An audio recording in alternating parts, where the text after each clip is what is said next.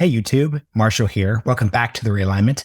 I want to start doing more episodes on American presidencies and how they can inform the challenges we're facing today. So for today's episode, I'm speaking with University of Texas professor William Inboden about his book, The Peacemaker, Ronald Reagan, the Cold War, and the World on the Brink. Great episode if you're looking to understand present challenges through a past lens. Hope you enjoy it.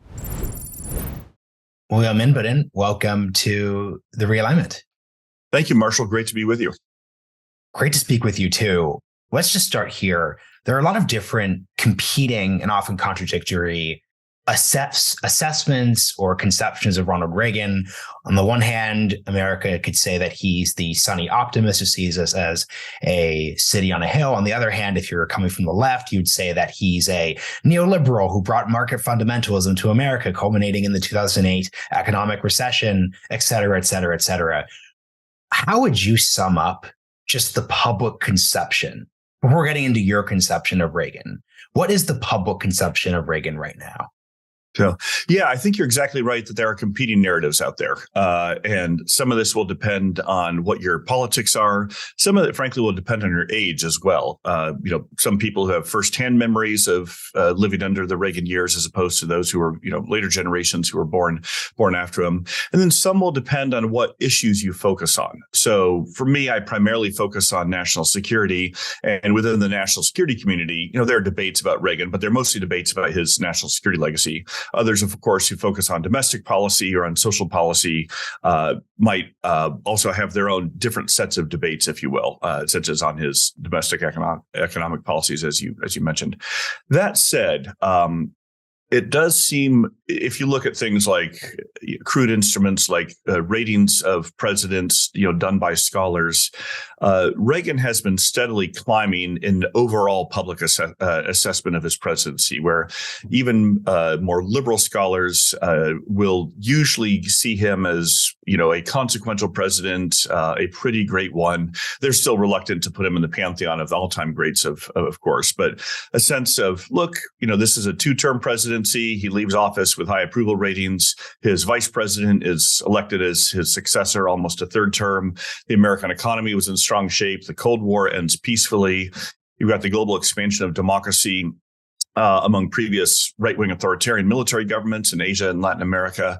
It's a pretty good record overall. And even his critics would have to concede, yes, he leaves office with the country in much better shape than he arrived. Now, they then want to debate, was that a credit to his policies, or did he just get lucky?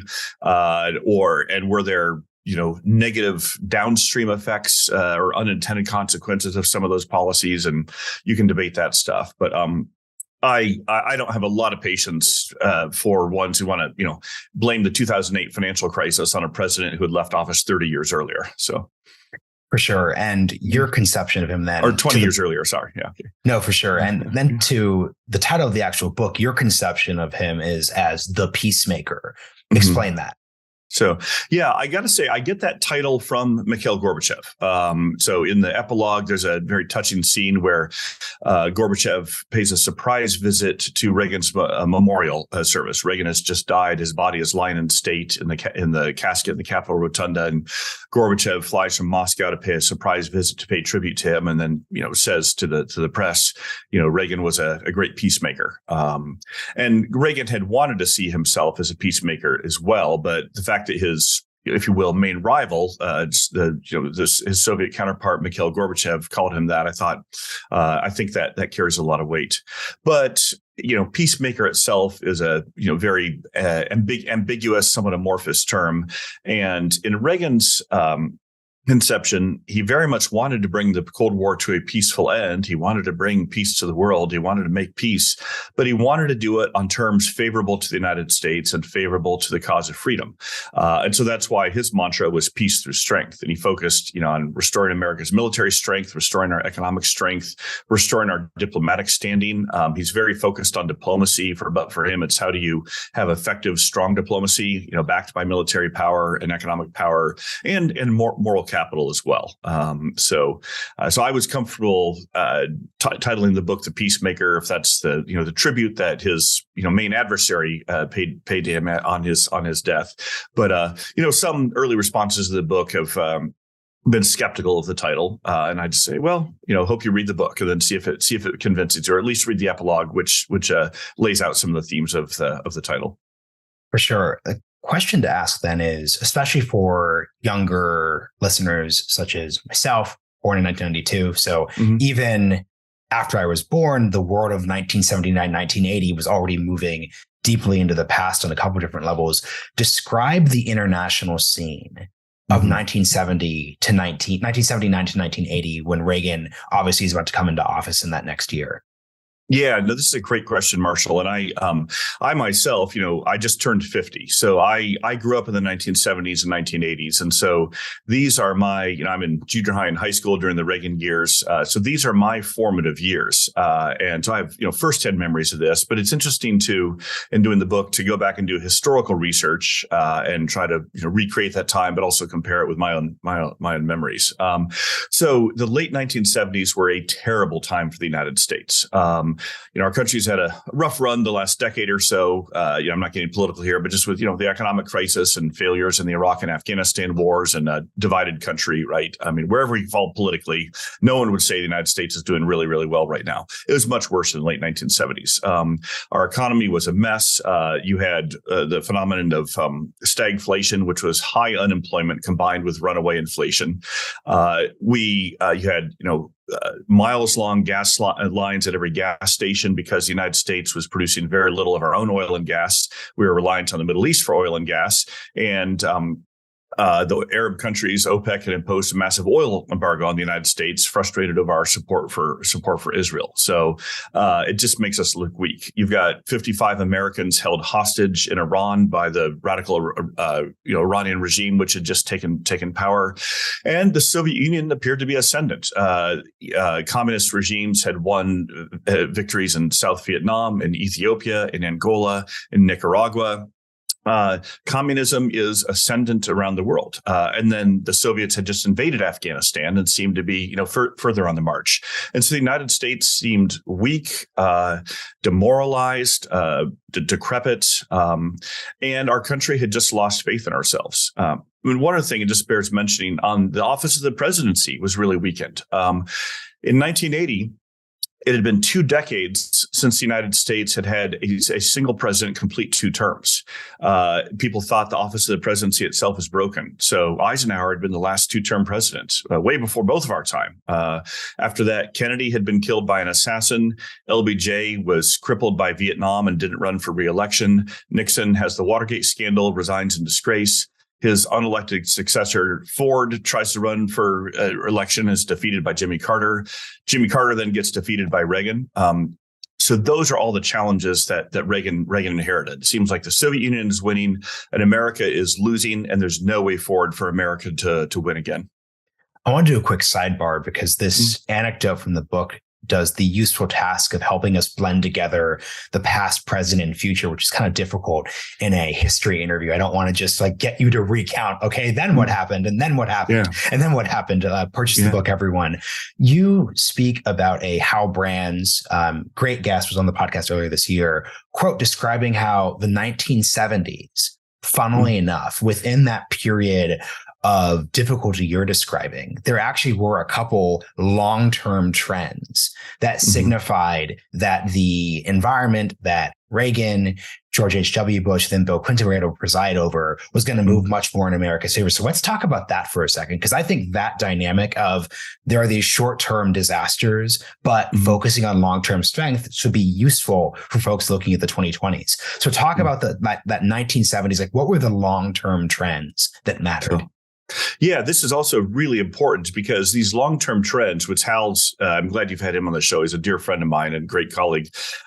He does a good job of highlighting, and I try to point out in the book, is that even when things seem terrible, and things really were terrible for the United States, there can be some deeper trends, some shoots, some rays of hope, right? Some signs of optimism beneath the surface. And because Reagan was from California, because he's an innate optimist, and California is where a number of these trends were starting, he was able to capitalize on these. So first, you've got with Silicon Valley and the advance in semiconductors and then Apple Computer, you've got this constellation of technology innovations which are about to transform the American economy, move us more towards a knowledge economy, incredible boom in productivity, but also are going to be transformative for the world as, the communications revolution, the beginnings of globalization. And I don't mean this as kind of like Davos elites, but rather just lowering barriers for commerce, for sharing of ideas, for bringing people together, and for undermining the power of tyrannical governments. That's a really, really key part of this. So these new technologies,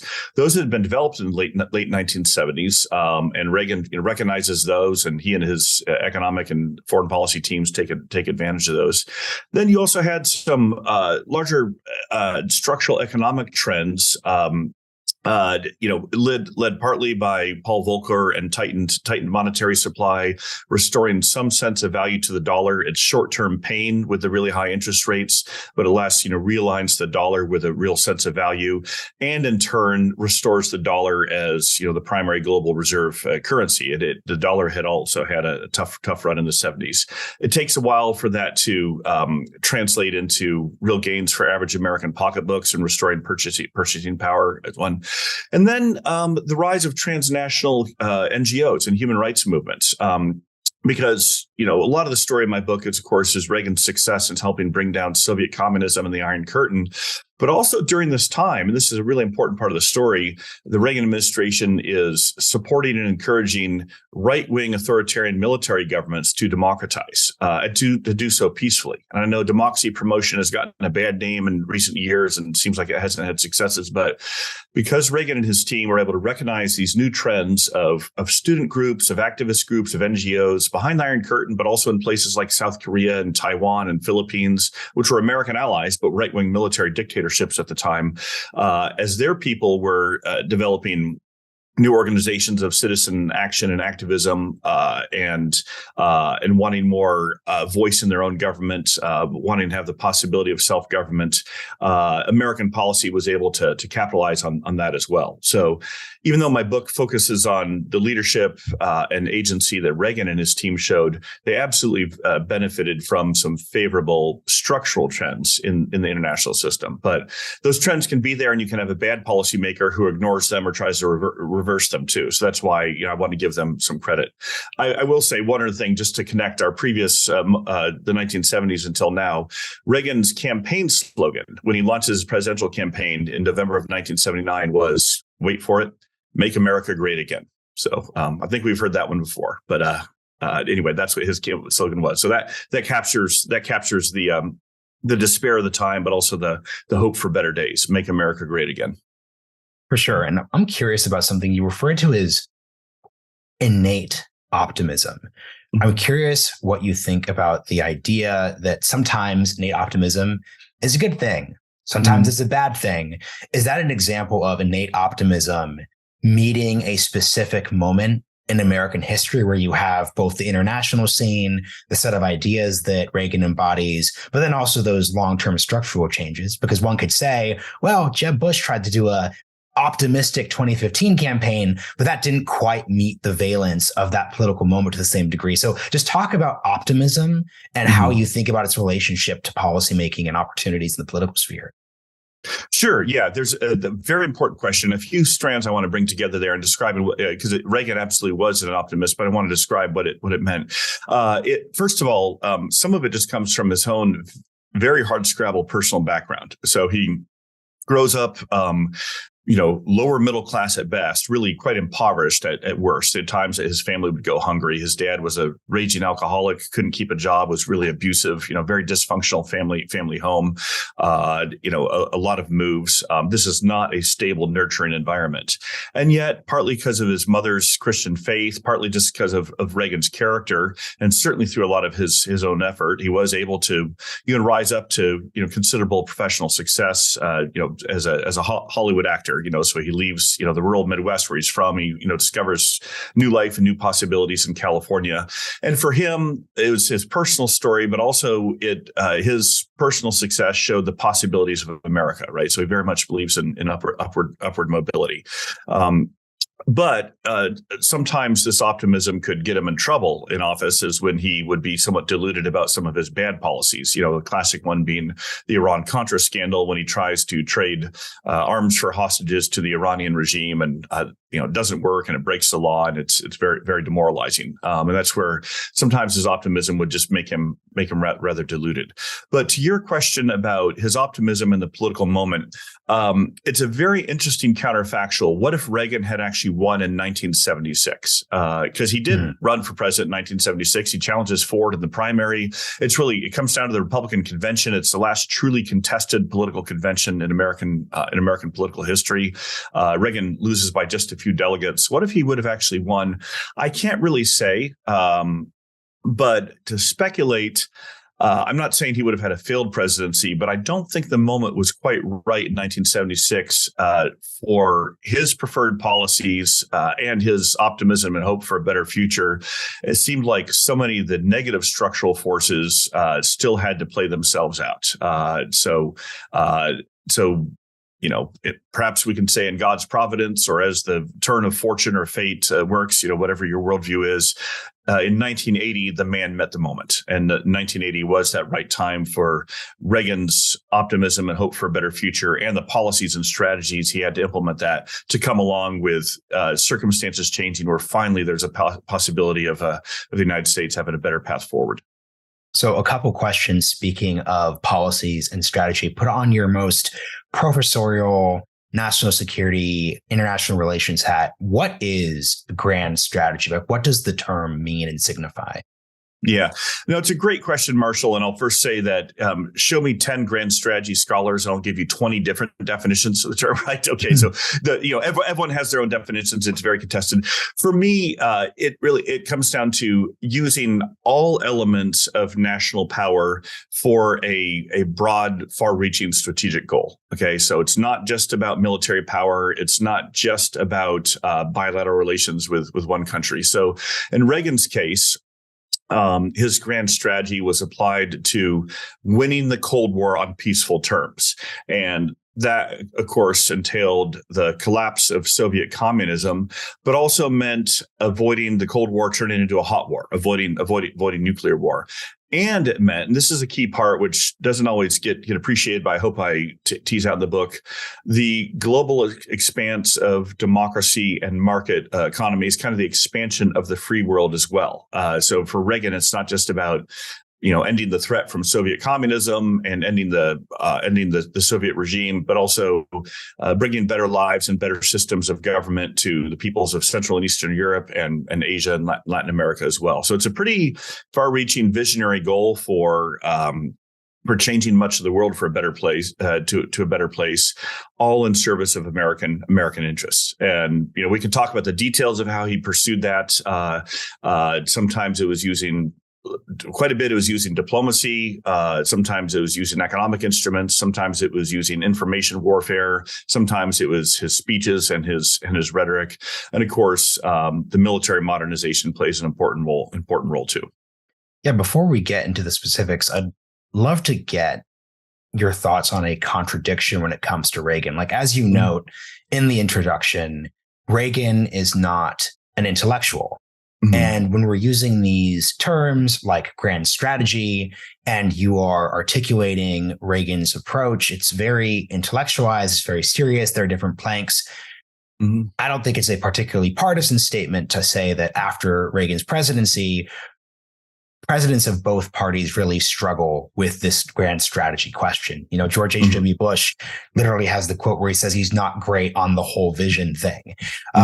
You obviously have President Obama, who I think is near the top of modern presidents when it comes to just pure intellect, writing ability. That is not a presidency that comes up with a strong conception of what its grand strategic approach to the world of the 2010s would be. So how is it that Reagan, to your point, is able to both not be an intellectual, but actually have this conception? What are the necessary ingredients to have there?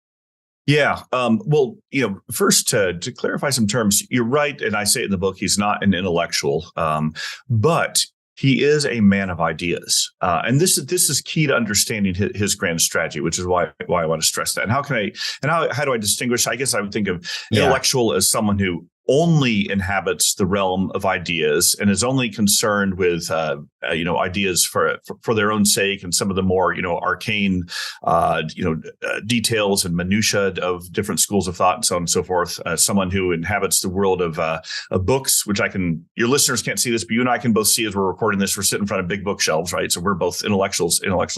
So that's not Reagan. But he's a man of ideas, and by man of ideas I mean this: he framed the Cold War and America's role in it around a certain set of ideas. He saw the Cold War as fundamentally a battle of ideas that happened to be a great power competition. And that was a profound strategic reversal from every Cold War president before him. Every Cold War president before him saw the Cold War as primarily a great power standoff. You've got these two rival blocs, the Soviet bloc and the United States, the American bloc, the world's two most powerful economies, world's two most powerful militaries. And it's your classic, bipolar great power standoff. Oh, and it happens to be a contest of ideas because they're communist and we're capitalist. Reagan reversed that. He says, no, this is fundamentally a contest of ideas. And the ideas that he stood for, democracy, religious freedom, human liberty, market economies, open societies, voluntarism, those ideas were antithetical to the ideas that animated Soviet communism. And so for him, he was attuned to the power dynamics in the war. He knew that you had to balance powers in a certain way. But he assessed the Cold War as fundamentally, this is about defeating the idea of Soviet communism, and we'll just use some instruments of national power to do so. And that is really key to understanding his grand strategy overall, because all previous presidents had saw the Soviet Union as something to coexist with and to manage and to contain, right? That's the strategy, containment. And Reagan comes in with a fundamentally different conception, saying, I think that the Soviet Union is weak and brittle and vulnerable, and that with enough pressure and enough pushing, we can crack that system apart. We can defeat that idea. But we need to do it very carefully, because a wounded, cornered, angry bear with 40,000 nuclear warheads, which is what the Soviet Union was at the time, is really dangerous. And that Cold War could quickly turn hot. And so that's why part of his ideas was also the need to encourage reformist voices within the Soviet Union and to negotiate with them and to work as much as we could to reduce nuclear arsenals and to end the threat of nuclear war. So, some of these things are certainly in some tension with each other, and yet great grand strategists manage those tensions. They lean in on those tensions and those contradictions, and sometimes you emphasize one, sometimes you emphasize the other. But pursuing that final visionary goal of the defeat of Soviet communism, I think it's a great textbook case in a successful grand strategy by a non-intellectual who happened to be a man of ideas. Yeah, thank you for anticipating what's the difference between an intellectual and a man of ideas question. Yeah. So many things I want to pick up there. So number one, to your point about the Cold War of the 1980s being about ideas, it seems that, as we're talking about, is the United States in a second Cold War with Russia, with China. It seems like the status quo today, putting aside the Cold War or not debate, which is somewhat academic, now it seems like we actually are in that great power competition, because other than Putin's rhetoric, it's not as if there's like a global competition between Western liberal democracy and Putin's Russia-centric vision of his broader sphere of what he conceives as Russia's world. Obviously, there's the competition between the US and China and continents such as Africa, but that isn't purely ideological in quite the same way. So what are the differences between, let's say, that 1980s period and that description of today, you'd say? Yeah. Well, first, I will say I have recently come around to saying, yes, I do think we are in a new Cold War now. OK, but as soon as I say that, I then have to talk about the differences, which is just what you asked. But I just want to put that out there first. And at the end of the day, I think the similarities are more consequential than the differences. But first big difference is the economic interdependence between the United States and China. We never had this level of economic interdependence with the Soviet Union during the first Cold War. And frankly, as a professor of history, I'm not aware of another time in human history where two rival powers, as the United States and China are now, had these deep levels of economic interdependence. It's not just trading partners, but so many linkages up and down the supply chain, right? And so we're just in rather uncharted territory there. Another difference between the old Cold War and the new one is the Soviet Union had the Warsaw Pact, right? So it had its coerced satellites, its vassal states in Central and Eastern Europe, Poland, East Germany, a divided Germany at the time, Romania, Hungary, Czechoslovakia, and so on. China doesn't have similar controlled satellites now as the Soviet Union, the Warsaw Pact did. And then the nuclear balance was very different too. The Soviets had about 40,000 nuclear warheads. The United States had about 30,000 nuclear warheads at the height of the Cold War. Our arsenals were much, much bigger then. The Russian arsenal now is about a tenth that. The American arsenal is less than a tenth that. The Chinese arsenal is even a less than a tenth that. Now, notice as we've been talking here, I've primarily been talking about China because I do think the new Cold War frame fits better with China than the current situation we're in with Russia. But remember, the first Cold War started off as a competition between the United States and Soviet communism and Chinese communism. And so there's more analogies to our current moment, I think, to the 1950s, because in the 1950s, the Soviet Union and Communist China were close allies. Soviet Union had sponsored and aided the Chinese Communist Revolution, the creation of the Chinese Communist Party. And, they partnered in supporting the Korean War and North Korea's invasion of South Korea in 1950.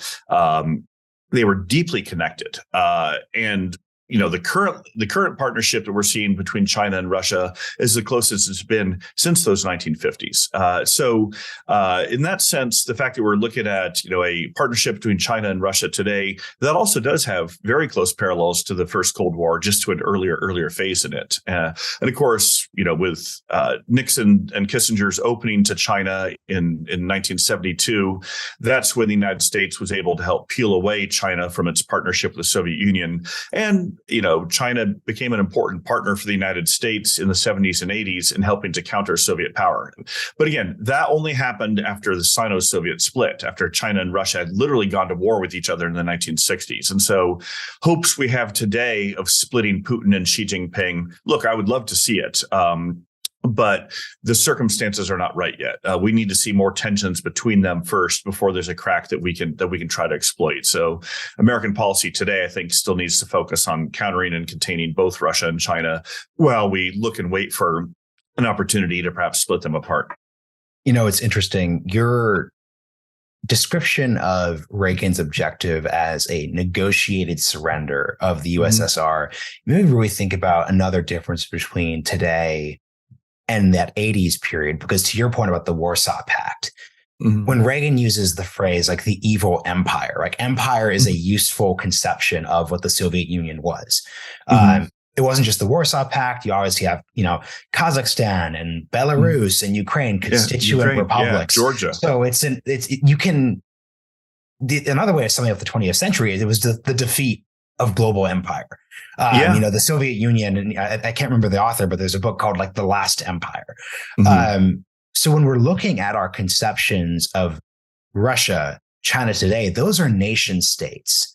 Those aren't empires. Nation states, aside from devastating wars, don't surrender.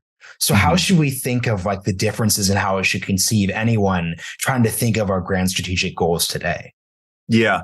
So I will push back a little bit there. I mean, first, I think you're absolutely right that the Soviet Union was an empire. And when Reagan called them an evil empire, he was widely criticized in the West among, the liberal intelligentsia and the media and professors like me for calling them evil. It's seen as moralistic, jingoistic, simplistic.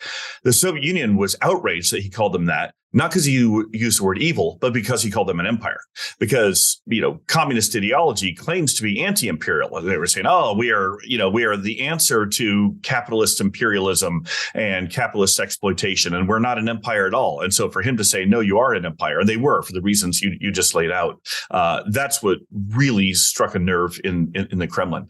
But today, both with Russia and China, I do think that they're showing certainly imperial characteristics. I mean, that's what Putin is trying to do. You want to see Putin's goal in one sentence or one picture, take a map of the old Soviet Union and draw a circle around those borders. And that's what Putin's trying to recreate. That's why he invaded Georgia. He sees it as rightly theirs. That's why he invaded Ukraine. He sees it as rightly theirs. So he is trying to recreate the borders of the old Soviet Empire, or maybe even before that, kind of the 19th century Russian Empire. So he sees himself self-consciously in that imperial world. And then similarly with China, I mean, the genocide in Xinjiang against the Uyghur Muslims. I mean, China sees Xinjiang province as an imperial property. What China has done in Hong Kong in squeezing out democracy there, it's a classic imperial move. Their efforts to retake control of Taiwan, classic imperialism.